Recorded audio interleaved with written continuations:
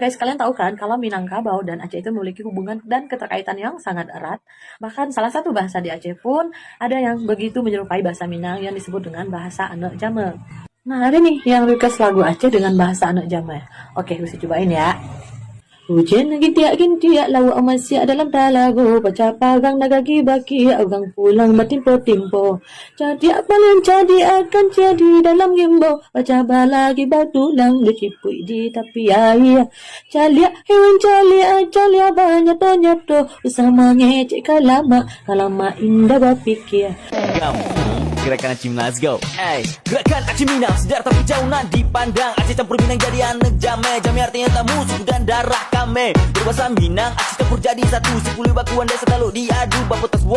Sana jangan malu-malu, yang penting kita semua tetap satu tujuan. Wai mandum syedara, sabu hati mandum tapi syedara. Dengan sabu ulai bermusyawarah. Kok Aceh bisa berbahasa Minang? Kenapa semua? Nih, aku jelasin buat teman-teman semua. Let's go.